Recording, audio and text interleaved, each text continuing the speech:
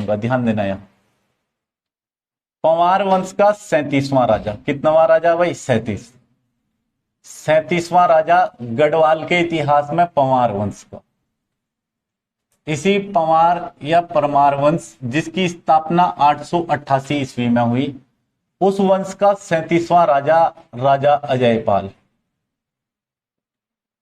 राजा अजयपाल, थोड़ा सा ओवरव्यू राजा अजयपाल के बारे में। कब से कब तक राजा रहा? तो पहली बात ध्यान रख लेना कि राजा बना था 1490 ईस्वी में। कब राजा बन गया? 1490 ईस्वी। और कब तक राजा रहा? तो 1519 तक। ठीक है भाई, 1490 में राजा बन गया था और 1519 तक राजा रहा। 37वां राजा पंवार वंश का। थोड़ा ओवरव्यू, जब अजयपाल राजा बना तो उस समय गढ़वाल के अंतर्गत 52 गढ़ थे। कितने गढ़ थे? 52। गढ़ का मतलब होता है किले। तो उस समय पूरे गढ़वाल के क्षेत्र में अलग अलग जगह टोटल 52 गढ़ थे। कितने गढ़ थे भाई? 52। और लगभग प्रत्येक गढ़ में अलग शासक था और एक एक गढ़ के राजा को गढ़पति राजा कहा जाता था। आई बात समझ में? ऐसे ही अजयपाल भी शुरुआत में गढ़पति राजा था। कनकपाल भी चांदपुर गढ़ का राजा था, चांदपुर गढ़ी का राजा था। अजयपाल से पहले के जितने राजा थे वो एक गढ़ के राजा थे, गढ़पति राजा थे। तो मतलब एक एक गढ़ के राजा जो होते थे उनको गढ़पति राजा कहा जाता था। और पूरा का पूरा जो गढ़वाल था वो 52 गढ़ों में विभाजित था। 52 गढ़ों में टूटा हुआ था गढ़वाल। जैसे 52 गढ़ों में कंडारीगढ़ एक गढ़ था, उप्पूगढ़ एक गढ़ था, लोबागढ़ एक गढ़ था, बधानगढ़ एक गढ़ था या नहीं था? तो ऐसे मतलब टोटल 52 गढ़ थे गढ़वाल के अंतर्गत। और इन 52 गढ़ों के अंतर्गत लगभग सभी जगह अलग अलग स्थानीय शासक थे, उनको गढ़पति राजा कहा जाता था। अब राजा बना अजयपाल 1490 ईस्वी में। अजयपाल जिस दिन राजा बनता है उस दिन एक बात तय करता है कि मेरे को एक गढ़ का शासक नहीं रहना है, मेरे को ये 52 के 52 गढ़ों को विजित करना है। तो अजयपाल जो है ना वो 52 गढ़ों को विजित करने का सपना देखता है। सबसे पहले राजगद्दी पर बैठते ही इसने 52 गढ़ों को विजित करने का सपना देख लिया। अब सपना बहुत बड़ा है, 52 गढ़ों को जीतना कोई आसान बात नहीं है। गढ़वाल में एक गाना भी है नरेंद्र सिंह नेगी का, तुमने सुना होगा, बीरो बड़ों को देश 52 गढ़ों को देश, है ना? तो 52 गढ़ों का वर्णन उस गाने में भी किया है नरेंद्र सिंह नेगी ने। तो गढ़वाली गाने में भी तुमको उसका वर्णन मिल जाएगा। गढ़वाल क्षेत्र 52 गढ़ों में टूटा हुआ था, तब गढ़वाल नाम भी नहीं था जब राजा अजयपाल राजगद्दी पर बैठा। राजा अजयपाल राजगद्दी पर बैठा 1490 ईस्वी में। बिल्कुल एक बार आराम से समझने की कोशिश करना। इस समय अगर हम समकालीन भारत को देखें तो समकालीन भारत में चल रहा है लोधी वंश। कौन सा वंश चल रहा है? लोधी वंश।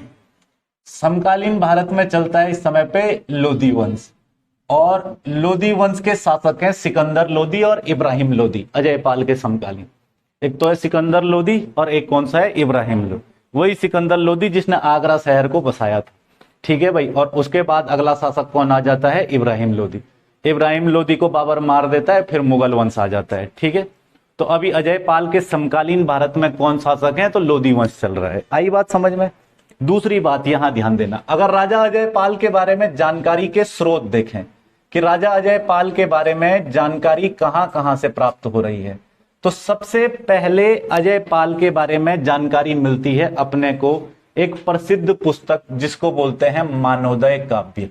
कहां से मिलती है भाई? मानोदय काव्य। अजयपाल के बारे में पहली जानकारी अपने को मानोदय काव्य से मिलती है। आई बात समझ में? भाई कहीं ना कहीं से तो हम पढ़ेंगे ही ना इसके बारे में। तो सबसे पहली बात अजयपाल के बारे में जानकारी कहां से मिल रही है? तो एक तो मानोदय काव्य। आई बात समझ में? मानोदय काव्य कौन सी भाषा में लिखा हुआ है? तो संस्कृत में। कौन सी भाषा में लिखा है? संस्कृत। संस्कृत में लिखा गया है। और इस मानोदय काव्य से अजयपाल के बारे में पता चल रहा है। मेन बात, लिखा किसने गुरुजी? तो कवि भरत। किसके द्वारा लिखा गया? कवि भरत। कवि भरत के द्वारा मानोदय काव्य को लिखा गया। कौन था कवि भरत? तो कवि भरत जो था ये राजा मानशाह का दरबारी कवि था। आगे चल करके अपने पास एक राजा आएगा मानशाह। कौन सा राजा आएगा? मानशाह। तो ये मानशाह का क्या हो जाएगा? दरबारी कवि था। राजा के अपने दरबारी कवि होते थे, तो ऐसी मानशाह का दरबारी कवि था। नाम था क्या भाई? कवि भरत। और कवि भरत ने एक काव्य लिखा। कौन सा काव्य? मानोदय का। ये मानोदय काव्य काफी बार पूछा जाता है किसने लिखा? तो कवि भरत ने। आई बात समझ में? क्यों पूछा जाता है? देखो भाई, पंवार राजाओं का अब तक का सबसे प्राचीन काव्य है कौन सा? मानोदय का। अगर तुम्हारे पास पूछ लिया गया कि पंवार राजाओं का अब तक का सबसे प्राचीन काव्य कौन सा है, तो मानवोदय काव्य। आई बात समझ में भाई, सबसे प्राचीन काव्य बोलेंगे तो मानवोदय काव्य। लेखक कौन हो जाएगा भाई, कौन है लेखक, कवि भरत। किस राजा के दरबार में रहता था, राजा मानस, राजा मानसा के दरबार में रहता था। तो इसके द्वारा अजयपाल के बारे में जानकारी का पहला स्रोत इसमें लिखा गया। कवि भरत मानवोदय काव्य के अंतर्गत राजा अजयपाल के समय की काफी सारी जानकारियां देता है। साथ साथ राजा अजयपाल की तुलना उसने इसी मानवोदय काव्य में, कवि भरत राजा अजयपाल की तुलना करता है कृष्ण से। इसी मानवोदय काव्य में कवि भरत ने राजा अजयपाल को युधिष्ठिर भी लिखा है। क्या लिखा है, युधिष्ठिर भी लिखा है। इसी मानवोदय काव्य में इंद्र भी लिखा है। इसी मानवोदय काव्य में राजा अजयपाल को कुबेर भी लिखा है। तो ये सब चीजों से तुलना किसने की है, तो वही कवि भरत ने की है। आई बात समझ में। तो पहली पुस्तक हमने पढ़ी कि भाई यहां से अपने को ये जानकारियां मिलती है। राजा अजयपाल के बारे में जानकारी का दूसरा सबसे प्रमुख स्रोत है रामायण प्रदीप। कौन सा है भाई, रामायण प्रदीप। दूसरी सबसे प्रमुख पुस्तक जिससे अजयपाल के बारे में जानकारी मिलती है वो कौन सी है, रामायण प्रदीप। रामायण प्रदीप जो पुस्तक है, ये पुस्तक लिखी किसने, तो मेधाकर शर्मा के द्वारा। किसके द्वारा लिखी गई, मेधाकर शर्मा के द्वारा इस पुस्तक को लिखा गया। और पुस्तक का नाम क्या हो जाएगा, रामायण प्रदीप। आई बात समझ में। दूसरी पुस्तक ये है जिससे अजयपाल के बारे में जानकारी मिलती है। अब ये पूछा जाएगा ना, जैसे देखो भाई, मानवोदय काव्य किसने लिखा, कवि भरत ने। अब कवि भरत किसका दरबारी कवि था, तो राजा मानसा। ऐसी पूछ लिया तुमसे, बाय द वे बोल दिया कि रामायण प्रदीप किसने लिखा, मेधाकर शर्मा। बोल दिया बाय द वे किस राजा का दरबारी कवि था, तो देखो इसने कौन सी पुस्तक लिखी है, रामायण प्रदीप। अब बोलेगा किस राजा का दरबारी कवि था, तो राजा प्रदीप शाह का। किसका था भाई, राजा प्रदीप शाह। याद रह जाएगा, किस राजा का दरबारी कवि था, राजा प्रदीप शाह। प्रदीप शाह आगे चल करके इसी वंश में आगे राजा आएगा। कंफ्यूज नहीं होना, इन राजाओं के नाम को लेके कंफ्यूज नहीं होना, ये आगे पढ़ेंगे हम। इसी वंश के अंतर्गत आगे राजा आएंगे। आई बात समझ में। रामायण प्रदीप से देखो भाई बहुत सारी प्रकार की जानकारी अजयपाल के बारे में मिलता है। अजयपाल के समय का वर्णन इसी रामायण प्रदीप पुस्तक में किया गया है। तो ये तो हो गए भाई दो प्रमुख ग्रंथ जहां से राजा अजयपाल के बारे में जानकारी मिली। ठीक है भाई। अजयपाल के पिता का नाम था आनंदपाल द्वितीय। इसके पिता का नाम कभी तुमसे पूछ ले तो इसके पिता का नाम क्या हो जाएगा, आनंदपाल द्वितीय।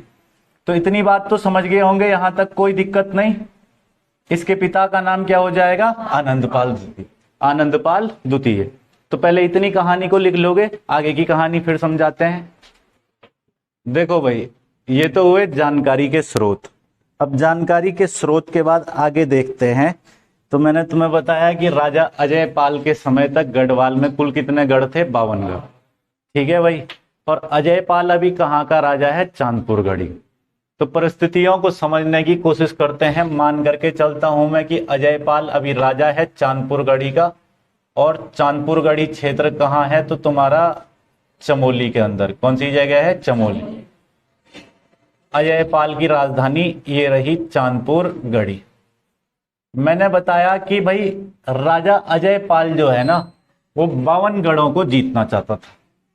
अब 52 गढ़ों को जीतने के क्रम में कहीं कहीं राजा अजयपाल के पेच फंसे। कौन कौन सी जगह पेच फंसे, तो थोड़ा इंपॉर्टेंट युद्ध वगैरह इसका देख लेंगे, या क्या क्या इसके साथ हुआ।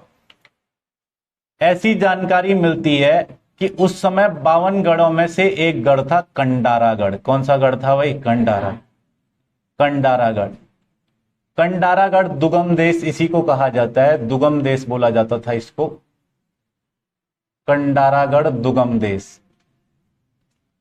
ये 52 गढ़ों में से एक गढ़ था। कौन से जनपद में है आज के, तो आज के रुद्रप्रयाग में। कौन सी जगह है भाई, रुद्रप्रयाग। आज के रुद्रप्रयाग के अंतर्गत है ना कंडारागढ़। कंडारागढ़ का राजा था जिसका नाम था नरवीर सिंह कंडारी। क्या नाम था भाई, नरवीर सिंह कंडारी। ये कंडारागढ़ का राजा था। एक तो ये हो गया। दूसरी परिस्थिति समझते हैं। राजा है अभी चांदपुर गढ़ी में अजयपाल, 52 गढ़ों को जीतना चाहता है। कुछ प्रमुख गढ़ देखेंगे। एक गढ़ था उप्पूगढ़। कौन सा गढ़ था भाई, उप्पूगढ़। और उप्पूगढ़ वर्तमान टिहरी के क्षेत्र में आता है। किस क्षेत्र में आता है, टिहरी के। आई बात समझ में।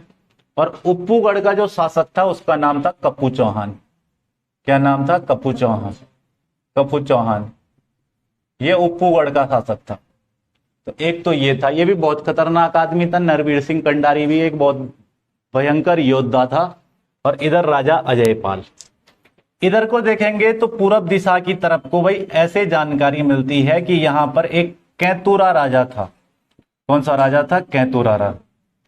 ये कैतुरा राजा पूरब की तरफ को था, कुमाऊं की तरफ को, है ना। गढ़वाल के पूरब में क्या हो जाएगा? कुमाऊं।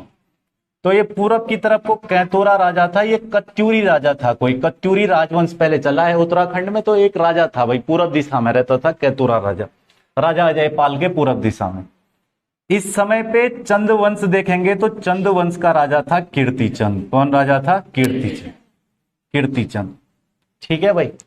चंद वंश का कौन सा राजा था? कीर्तिचंद। ये थी कहानी पूरी की पूरी चारों तरफ से। अब कैतुरा राजा कत्यूरी राजा है। मैंने तुमको बताया कंडारागढ़ कहाँ है भाई? रुद्रप्रयाग के अंतर्गत। इसी को दुगमदेश कहा गया है। यहाँ का शासक कौन था? नरवीर सिंह कंडारी। दूसरा देखेंगे तो एक गढ़ है उप्पूगढ़। कौन सा गढ़ है? उप्पूगढ़। और उप्पूगढ़ वर्तमान किस क्षेत्र में आ जाता है? टिहरी। यहाँ का शासक कौन था? कप्पू चौहान। आई बात समझ में? इसके अलावा पूरब दिशा में देखेंगे तो यहाँ कौन सा राजा है भाई? कैतुरा राजा। और कैतुरा राजा कौन सा राजा था? कत्यूरी राजा। अब चंद वंश का शासक अगर इस समय पे देखेंगे तो कौन हो जाएगा? कीर्तिचंद चंद वंश का राजा है, ठीक है भाई। ऐसी जानकारी मिलती है कि चमोली के अंतर्गत एक स्थान था जिसको बोलते थे पनुआ खाल। कौन सी जगह है? पनुआ खाल। पनुआ खाल, ठीक है भाई। बदानगढ़ी, लोबागढ़ी, पनुआ खाल स्थान कहाँ है? चमोली में है कि नहीं है? तो यहाँ एक स्थान है चमोली में, पनुआ खाल नाम की जगह। अब ये राजा अजयपाल, और चारों तरफ की एक बार परिस्थितियों को देख लो भाई। राजा अजयपाल के पास मैंने बोला ना अभी उत्तर दिशा में, यहाँ पे देखेंगे तो एक रुद्रप्रयाग के साइड में कौन सा, यहाँ कौन सा गढ़ है? कंडारागढ़। और कंडारागढ़ का शासक कौन है? नरवीर सिंह कंड। इधर देखेंगे तो इधर उप्पूगढ़ है, और उप्पूगढ़ का शासक कौन है? कप्पू चौहान। कप्पू चौहान। इधर देखेंगे तो इधर कौन सी जगह हो जाएगा? पनुआ खाल। पनुआ खाल कहाँ है? चमोली। इधर देखेंगे तो इधर राजा कौन सा है? कैतुरा राजा। और कैतुरा कैसा राजा है? कत्यूरी राजा। और यहाँ राजा है कौन? कीर्तिचंद। अभी अभी थोड़ी देर पहले हमने एक पुस्तक के बारे में बात की है। पुस्तक का नाम है रामायण प्रदीप। की है पुस्तक के बारे में बात? कौन सी पुस्तक है? रामायण प्रदीप। मेधाकर शर्मा ने लिखी है ना। अब इस पुस्तक से कुछ वर्णन मिलते हैं, ध्यान देना भाई। रामायण प्रदीप पुस्तक से कुछ वर्णन मिलते हैं अपने को, ध्यान से समझना। यहां पुस्तक से कुछ वर्णन मिलते हैं। ऐसी जानकारी मिलती है कि चांदपुर गढ़ी में जब राजा अजयपाल शासन कर रहा था तो अजयपाल ने सोचा कि मैं 52 गढ़ों को जीतूंगा। मैंने तुम्हें बता ही दिया कितने गढ़ों को जीतूंगा? 52 गढ़ों को जीतने की सोच दी। इस समय चंदवंश का राजा था कीर्तिचंद। तो कीर्तिचंद ने कहा तो 52 गढ़ों को जीतने की सोच रहा है, आजा पहले मुझसे लड़के तो दिखा, तब जीतना 52 गढ़ों को, है कि नहीं है? तो राजा अजयपाल होता है ना, मतलब राजा अजयपाल ने 52 गढ़ों को जीतने की सोची हुई, और पहला ही युद्ध हो गया उसका कुमाऊं के राजा किसके साथ? कीर्तिचंद। कीर्तिचंद के साथ युद्ध हुआ। ये युद्ध बोलेंगे तो कब हुआ भाई? 1491 ईस्वी में। अभी देखो पंवार वंश का राजा है राजा अजयपाल, और अजयपाल का पहला ही युद्ध हो गया किसके साथ? कीर्तिचंद। कीर्तिचंद के साथ युद्ध हुआ, पहला युद्ध। अब इधर राजा अजयपाल गद्दी पर बैठते ही सोचा हुआ है कि भाई मैं तो कितने गढ़ों को जीतूंगा? 52 गढ़।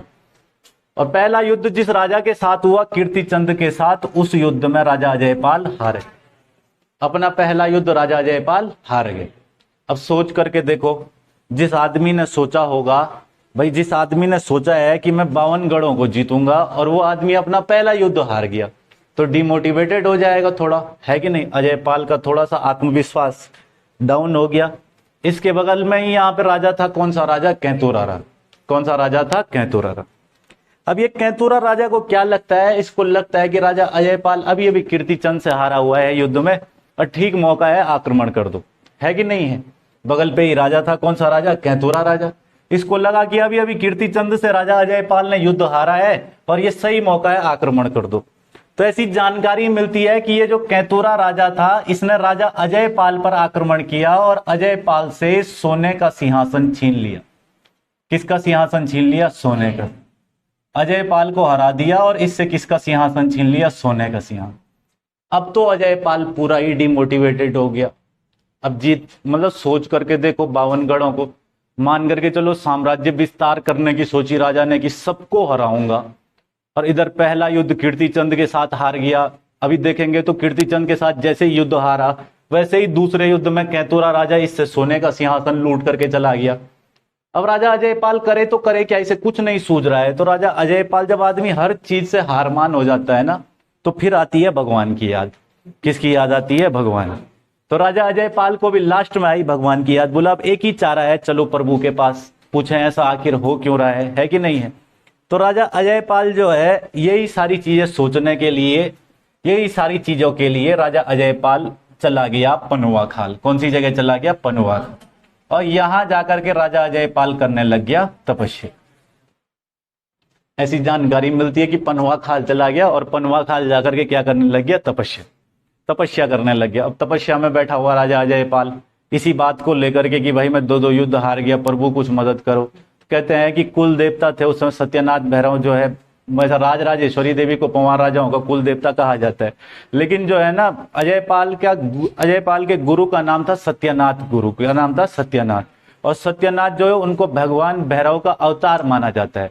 तो क्या होता है कि यहाँ पे माना जाता है ऐसा कि शिवजी के अवतार ने जो है ना अजयपाल को दर्शन दिए। अजयपाल की तपस्या से खुश होकर के और शिवजी के अवतार ने इसको दर्शन दिए। जय हो महादेव, है ना। तुम्हारा व्रत भी है कहीं होगा, देखो। हाँ, तो शिवजी ने जब दर्शन दिए, यहाँ पर शिवजी प्रकट हुए, तो अजयपाल बड़ा खुश हुआ। अजयपाल को बोला देखो भाई कि तेरे को क्या चाहिए, पूछा। तो अजयपाल ने बताया मेरे को 52 गढ़ों को विजिट करना है कि नहीं है, अपना सोने का सिंहासन वापस प्राप्त करना है। तो कहते हैं कि भगवान ने इसको अपने कंधे पर बैठा लिया और एक विशाल रूप धारण किया। बोला जहां तक तेरी नजर जाएगी वहां तक तेरा साम्राज्य होगा। तो अजयपाल एक ऊंचाई पर जाने के बाद डर गया। इसने कहा प्रभु बस रोक दो, यही है कि नहीं।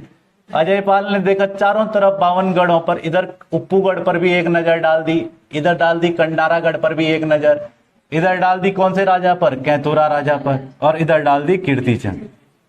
तो पर भगवान ने इसको कहा कि अब जाकर के तू जिस पर आक्रमण करेगा उस युद्ध में तू 100% जीतेगा। अभी भगवान का आशीर्वाद साथ में है, तपस्या की है तो थोड़ा डबल मोटिवेटेड रहेगा। ठीक है, उतरने के बाद सबसे पहला युद्ध किससे हारा था? कीर्तिचंद।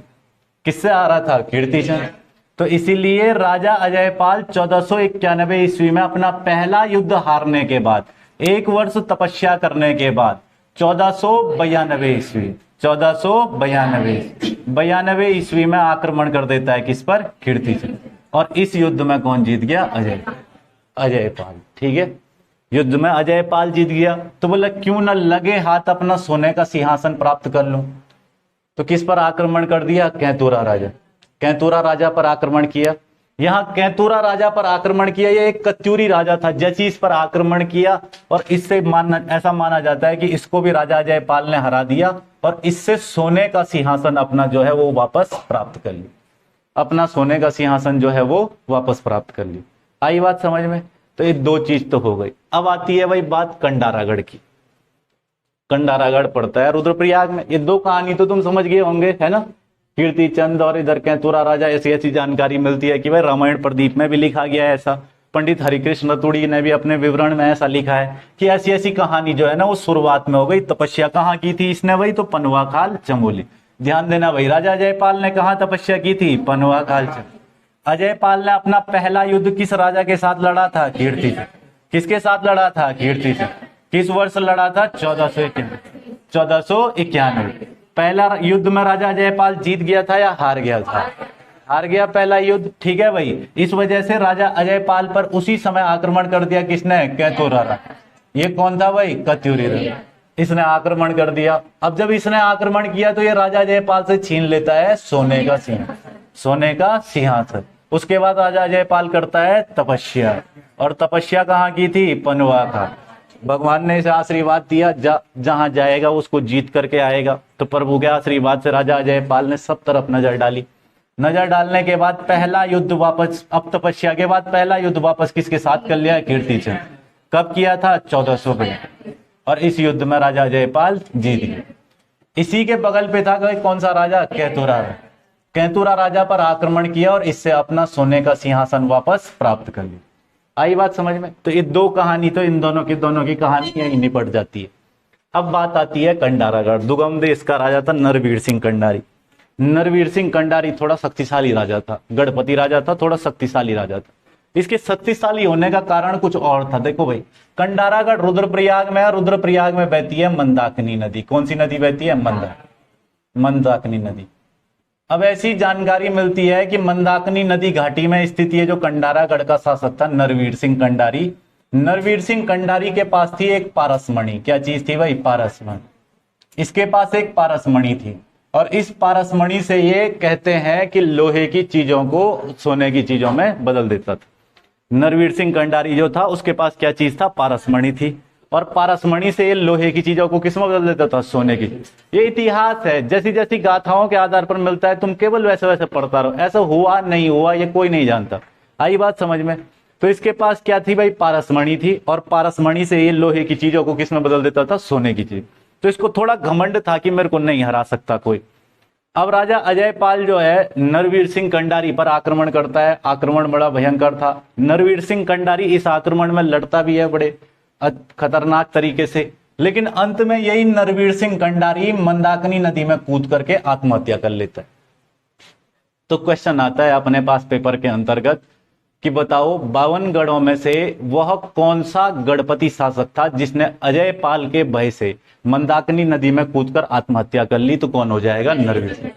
नरवीर सिंह कंडारी। समझ गए इस बात को? ये तो हो गई यहां तक की कहानी। तो एक कीर्तिचंद, कैंतुरा राजा और नरवीर सिंह कंडारी। नरवीर सिंह कंडारी दोबारा समझ लो, ध्यान देंगे यहां, ध्यान देना भाई।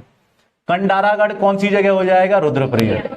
इसी को क्या बोल देते हैं? दुगम देव। क्या बोल देते हैं? दुगम देव। यहाँ का राजा कौन हो जाएगा? नरवीर सिंह कंडारी।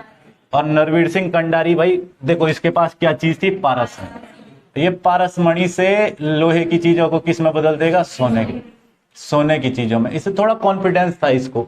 लेकिन अजयपाल जो था ना वो एक योद्धा था। अजयपाल के साथ जब युद्ध हुआ तो ये घबरा गया बहुत ज्यादा, और घबरा गया तो इसने कौन सी नदी में कूद गया?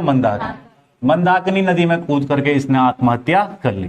तो इधर पूरी 3 कहानियां अपने को समझ में आई। अब आई बात चौथे राजा किसकी भाई? उपगढ़। 52 गढ़ों को देखो भाई, अब कोई भी राजा है ना वो 52 जगह युद्ध तो नहीं करेगा भाई, ऑब्वियस सी बात है।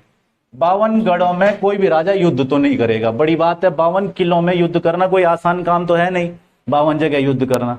तो राजा अजयपाल ने हर जगह युद्ध से ही नहीं प्राप्त किया था, कुछ जगह इसने नीति अपनाई, विवाह की नीति। कौन सी नीति उपाई? विवाह की नीति। विवाह की नीति कोई बड़ी बात नहीं है, इतिहास में ऐसी नीति। हम लोग गुप्त वंश पढ़ते हैं, और गुप्त वंश के समय राजा था समुद्रगुप्त। समुद्रगुप्त ने आर्यावर्त, दक्षिणावर्त सभी जगह को जीता था, है कि नहीं है? डवोक, कीर्तपुर, कामरूप, इन सभी राज्यों को उसने साम्राज्य विस्तार किया था। भारत का नेपोलियन कहा जाता है समुद्रगुप्त को। तो समुद्रगुप्त ने भी जब साम्राज्य विस्तार किया था तो उसने भी राज्य परशुबोधरण, कन्योपायन, इन विधियों के द्वारा उसने अपना साम्राज्य विस्तार किया था। और कन्योपायन का मतलब यही होता है कि वहां के राजा की पुत्री से विवाह कर लो, है कि नहीं है? राजा की तो रानियां बहुत सारी होती थी, राजा वहां के राजा की पुत्री से विवाह कर लेता था। अब जो वहां का राजा है वो कभी अजयपाल पर आक्रमण नहीं करेगा, उसके अधीन हो गया, है कि नहीं है? तो ऐसे ही राजा अजयपाल ने बहुत सारे राजाओं की पुत्री से विवाह किया, और कुछ जगह उसने विवाह के आधार पर अपना ली।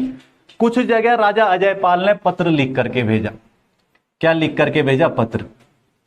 पत्र लिख करके भेजा। अजयपाल ने पत्र लिखा, और पत्र के द्वारा क्या करेगा भाई? डराएगा, धमकाएगा, थोड़ा सा वहां के राजा को डराएगा, धमकाएगा, हमारे अधीन हो जाओ नहीं तो हम आक्रमण कर लेंगे, है कि नहीं है? तो वहां का राजा जो है वो घबरा करके ठीक है, बिल्कुल, है कि नहीं है? नहीं तो उसे पता है कि ये धीरे धीरे इतने गढ़ जीत रहा है, 24-25 गढ़ जिस आदमी ने जीत लिए 52 गढ़ों में से, तो ऑब्वियस सी बात है कि अगर वो किसी को पत्र लिखेगा कि अगला तेरा नंबर है, तो वो बोलेगा भाई मैं खुद ही अधीन हो जाता हूं, है कि नहीं है? युद्ध से क्या फायदा? आ रही बात समझ में? तो बहुत सारे लोगों ने को इसने पत्र से अधीन किया। काफी सारी जगह राजा अजयपाल ने विवाह के द्वारा जो है 52 गढ़ों को एक किया। आगे जानकारी आती है सब जगह पेच फंसे। देखो इन जगह पेच फंसे, और सबसे बड़ा पेच फंसा कौन सी जगह? उपगढ़ का राजा था कप्पू चौहान।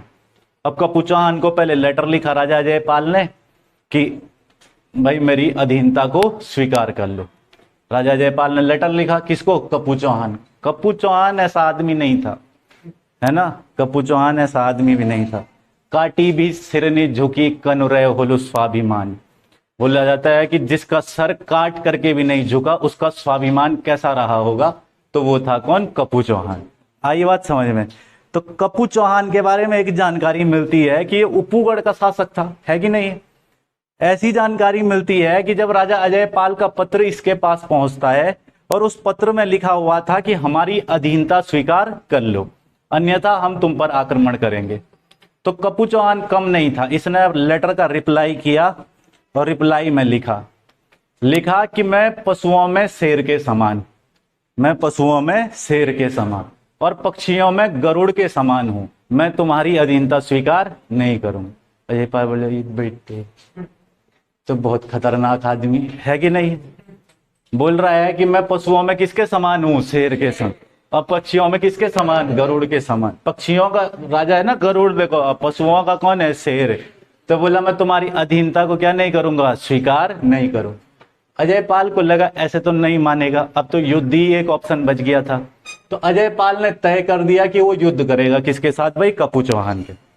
आई बात समझ में? तो अजयपाल जो है उपूगढ़ पर चढ़ाई कर देता है, उपूगढ़ पर चढ़ाई करता है। अब तय था कि उपूगढ़ का युद्ध होगा। ऐतिहासिक उपूगढ़ और यहाँ का वीर शासक कपू चौहान, राजा अजयपाल, इन दोनों के बीच में एक संघर्ष होता है, एक युद्ध होता है। लेकिन इस युद्ध में ऐसी भी जानकारी मिलती है कि कपू चौहान की मां ने जो है, बाद में कपू चौहान युद्ध भूमि में बेहोश हो जाता है, लड़ता लड़ता मारा नहीं जाता है। इसका सेनापति था देवू, कपू चौहान के सेनापति का नाम देवू था। एक कभी पूछ सकता है तुम्हारे पास पेपर में, बोलेगा इसका सेनापति कौन था? तो देवू था। कौन था भाई? देवू। तो कपू चौहान का जो सेनापति था देवू, उसने सूचना दी कि कपू चौहान लड़ता हुआ युद्ध भूमि में बेहोश हो गया। वो बेहोश हो गया था बेचारा, है कि नहीं? तो जब बेहोश हो जाता है तो देवू को लगा कि कपू चौहान मर गया। आई बात समझ में? और देवू जाकर के कपू चौहान की मां को बता दिया कि वो तो युद्ध भूमि में मारा गया, राजा युद्ध भूमि में मारा गया, कपू चौहान मारा गया। देवू ने बता दिया किसकी मां को? कपू चौहान की। कपू चौहान की मां और उसकी पत्नी पहले ही कह रहे थे कि अजयपाल से युद्ध मत कर,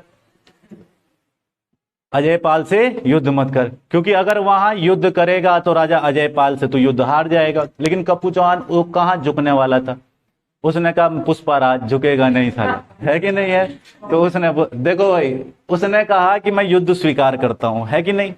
तो देवू ने बताया कि भाई कपू चौहान जो है ना वो युद्ध भूमि में मारा गया, मतलब वो बेहोश हो गया था। तो देवू को लगा मर गया, इसकी मां को जाकर के बता दिया। इसकी मां ने उपूगढ़ पर आग लगा दी। इसकी मां ने किस पर आग लगा दी? उपूगढ़ पर।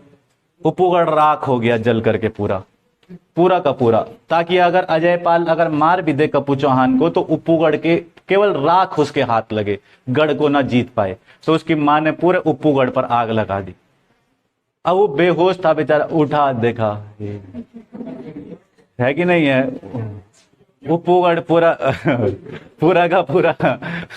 उपूगढ़ पूरा का पूरा जल करके क्या हो चुका था? ध्वस्त हो चुका था। अब जब जल करके ध्वस्त हो चुका तो बेहोशी की हालत में राजा अजयपाल कहते हैं कि जाता है कपू चौहान के पास। कपू चौहान बिल्कुल ऐसे हो गया था, बेहोश हो गया था मैदान में। बेहोशी की हालत में जाता है राजा अजयपाल, जाता है तलवार से ऐसे उठाता है उसको और बोलता है कि क्या अगर मेरी अधीनता स्वीकार करोगे तो मैं अभी भी तुम्हें छोड़ दूंगा। तो कपू चौहान कहते हैं कि भाई उस समय पे भी कपू चौहान कहता है कि मैं पशुओं में शेर के समान और पक्षियों में किसके समान हूं? गरुड़ के। मैं तुम्हारी अधीनता स्वीकार नहीं करूं। तो अजयपाल निकालता है खट से तलवार और कपू चौहान की गर्दन अलग। ठीक है भाई, तो ये युद्ध था कौन सा भाई? उपूगढ़ का युद्ध। तो एक कहानी तो ये हो गई, ये वाली कहानी ज्यादा इंपॉर्टेंट है। एक कहानी हो गई ये वाली कहानी भी ज्यादा इंपॉर्टेंट है। इधर वाला अलग विवरण है, 3 चीज। और तपस्या की थी कहां? पनुआ खाल में। तो ये चारों चीजें समझ में आई या नहीं आई? पहले बताओ। बहुत अच्छे तरीके से आई या ऐसे ही आ गई है? आ गई अच्छे तरीके से। तो एक बार इसको मैं फटाफट रिवाइज करवा देता हूं, उसके बाद लिखवाता हूं। ध्यान देना यहां मैंने कहा कि अजयपाल कहां का राजा है? चांदपुर गढ़ी का राजा है। अब ध्यान देना सारे के सारे एक साथ। चांदपुर गढ़ी कौन सी जगह हो जाएगा? चमोली में। इधर देखेंगे तो पूरब दिशा में एक राजा था, कौन सा राजा? कैंतुरा राजा, कुमाऊं वाले क्षेत्र में, है कि नहीं है? तो यहाँ कौन सा राजा हो जाएगा? कैंतुरा राजा। ये कौन से वंश का राजा था? कचूरी वंश का राजा। दूसरा राजा पूरब के क्षेत्र में चंद वंश का कौन राजा है? कीर्तिचंद। कौन सा राजा है? कीर्तिचंद। ये तो हो गए पूरब के क्षेत्र में, कुमाऊं के क्षेत्र की तरफ को। उत्तर दिशा में इस समय पे देखेंगे तो कौन सा गढ़ है? कंडारा है। कंडारागढ़ रुद्रप्रयाग वाले क्षेत्र में मान करके चल लो भाई, कहाँ है जो रुद्रप्रयाग में, आई बात समझ में। कंडारागढ़ है, कंडारागढ़ का अभी कंडारागढ़ को ही क्या बोल देते हैं, दुगमदेव, क्या बोल देंगे, दुगमदेव। और यहाँ का शासक कौन हो जाएगा, नरवीर सिंह, नरवीर सिंह कंडार। इसके देखेंगे इस तरफ, तो इस तरफ कौन सा गढ़ है भाई, उप्पूगढ़, कौन सा गढ़ है, उप्पूगढ़। और उप्पूगढ़ का शासक कौन था, कप्पू चौहान। कप्पू चौहान जो था वो कहाँ का शासक हो जाएगा, उप्पूगढ़। और उप्पूगढ़ वर्तमान किस क्षेत्र में आता है, टिहरी के, टिहरी के। इसके अलावा एक जगह कौन सी है, पनवाखाल चमोली, पनवाखाल चमोली, यहाँ राजा अजयपाल ने तपस्या की। आई बात समझ में। अब देखते हैं भाई, तो राजा अजयपाल राजगद्दी पर बैठता है चांदपुर गढ़ी की, और उसी दिन सोच लेता है कि मुझे गढ़वाल के 52 गढ़ों को जीतना है। लेकिन पहला ही युद्ध हो जाता है किसके साथ, कीर्तिचंद। और कब हुआ था, 1451। अपने पहले युद्ध में हार गया कौन, अजयपाल। अजयपाल हार गया पहले युद्ध में। उसी समय कैतुरा राजा ने भी क्या कर लिया, आक्रमण किया, और इससे क्या छीन लिया, सोने का, सोने का। तो पूरा टूट चुका था अजयपाल, इसलिए वो कहाँ चला गया, पनवाखाल। और यहाँ जाकर के क्या करता है, तपस्या कर। भगवान इसको दर्शन देते, बोला जहां तक देखेगा वहां तक तेरा। आई बात समझ में भाई। तो अजयपाल जो है सब तरफ नजर मारता है, 52 के 52 गढ़।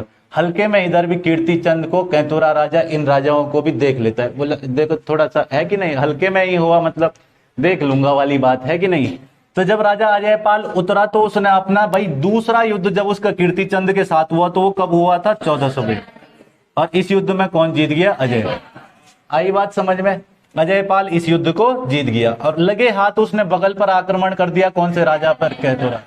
और कैतुरा राजा से अपना सोने का सिंहासन वापस प्राप्त, वापस ले लिए। तो ये दोनों के दोनों की जानकारी कहां से मिल रही है, रामायण। कहां से मिल रही है, रामायण। आई बात समझ में। अब देखो भाई थोड़ा सा उत्तर दिशा की तरफ, इस तरफ को देख लो, इधर है कौन सा गढ़, कंडारागढ़। कौन सा गढ़ है, कंडारा। और कंडारागढ़ का राजा कौन है, नरवीर सिंह कंडार। कंडारागढ़ को ही क्या बोल देंगे, दुगमदेव। क्या बोल देंगे, दुगमदेव। दुगमदेव ये कौन सी नदी घाटी में, तो मंदाकिनी नदी। यहाँ नरवीर सिंह कंडारी के पास क्या चीज थी भाई, पारस। और ये पारसमणि से लोहे की चीजों को बदल देगा सोने की चीज, सोने की चीजों में बदल देगा। तो इसीलिए जब राजा अजयपाल का इसके साथ युद्ध हुआ तो ये थोड़ा कॉन्फिडेंट था, लेकिन युद्ध बहुत खतरनाक था, इसीलिए नरवीर सिंह कंडारी कूद जाता है कौन सी नदी में, मंदाकिनी। तो बताओ कि वह कौन सा गढ़पति शासक था जिसने अजयपाल के भय से आत्महत्या कर ली थी, नरवीर सिंह। कौन हो जाएगा, नरवीर सिंह कंडार। अब आ जाता है उप्पूगढ़। कौन सा गढ़, उप्पूगढ़। तो उप्पूगढ़ में राजा अजयपाल पहले पत्र लिखता है, किसको, कप्पू चौहान को। बोलता है कि हमारी अधीनता स्वीकार कर ली। लेकिन कप्पू चौहान अधीनता स्वीकार करने से इनकार कर देता, मना कर देता है। इसलिए अजयपाल आक्रमण कर देता है कौन सी जगह, उप्पूगढ़ पर। और इतने में जब उप्पूगढ़ के मैदान में यहाँ कप्पू चौहान बेहोश हो जाता है तो इसका सेनापति कौन था, देवू। देवू इसकी माँ को जाकर के बता देता है ना। और बता देता है तो उसकी माँ उप्पूगढ़ पर आग लगा देती है। अजयपाल के हाथ केवल राख लगती है। अब बाद में वो बेहोश होकर के उठता है, देखता है पूरा उप्पूगढ़ क्या हो गया, खाक हो गई। बेहोशी की हालत के बाद जब अजयपाल उससे पूछता है कि क्या मेरी अधीनता स्वीकार करते हो, तो उसने फिर वापस अपना डायलॉग कि मैं पशुओं में शेर के समान और पक्षियों में गरुड़ के समान। ये है राजपूत, ठीक है ये है राजपूत, ठीक है। असल राजपूत शक्ति ये थी वाकई, जिसको राजपूतों की शक्ति, राजपूतों की शक्ति अगर देखनी है तो देखो माधो सिंह भंडारी को। राजपूतों की शक्ति अगर देखनी है तो देखो माधो सिंह भंडारी, देखो लोदिरी खोला, देखो पुरिया नैथानी। अगर देखनी है राजपूतों की शक्ति तो ये थे राजपूत। अपने गढ़वाल के राजपूतों को देखो ना, समझ रहे हो बात को। गढ़वाल में 16वीं सदी का इंजीनियर कहा जाता है माधो सिंह भंडारी को, और माधो सिंह भंडारी के वंशज हैं गढ़वाली। समझ रहे हो बात को। तो जिस माधो सिंह भंडारी ने जिस गांव में कभी पानी नहीं था वहां पानी पहुंचा दिया, तो भाई गढ़वाली तो फिर भी है कि नहीं है, काफी कुछ कर सकता है। गढ़वालियों को गर्व करने की बात नहीं है, हमारा इतना बड़ा इतिहास रहा है, तो हमारा बड़ा गौरव वाला इतिहास रहा है। हमारे यहाँ राजा हुआ महिपति शाह जैसा राजा, हमारे यहाँ राजा हुआ मान शाह जैसे राजा, हमारे यहाँ माधो सिंह भंडारी जिसने भोट प्रदेश तक को जीता, है कि नहीं है। पुरिया नैथानी, सुमाड़ी के पंथिया दादा, ये सब कहाँ थे, गढ़वाल में थे। तो इतना बड़ा इतिहास, राजा अजयपाल जैसे हमारे राजा, है कि नहीं। चांदपुर गढ़ी क्षेत्र हमारे एरिया में आ जाता है, वो हमारे राजा थे। इतना बड़ा राजा जिसने संपूर्ण गढ़वाल को विजिट किया होगा। तो लगभग 52 गढ़ों को अजयपाल ने विजिट किया था 1515 ईस्वी के आसपास। कब विजित किया था भाई? 1515। जब 1515 ईस्वी में राजा अजयपाल ने 52 गढ़ों को जीता तो अजयपाल को गढ़वाला कहा गया। क्या बोला गया? गढ़वाला। 1515 के आसपास राजा अजयपाल टोटल 52 गढ़ों को जीत जाता है, इसीलिए राजा अजयपाल को क्या बोला गया? गढ़वाला। और गढ़वाला से ही आगे चल करके शब्द आया गढ़वाल। कौन सा शब्द आया? गढ़वाल। ठीक है भाई, गढ़वाल गढ़वाली सब तभी आया, ठीक है ना। तो गढ़वाल शब्द की उत्पत्ति कब हुई? लगभग 1515 ईस्वी। आई बात समझ में? तो पहले इसका युद्ध वगैरह लिखवा देते हैं, फिर उसके बाद आगे की चीजें।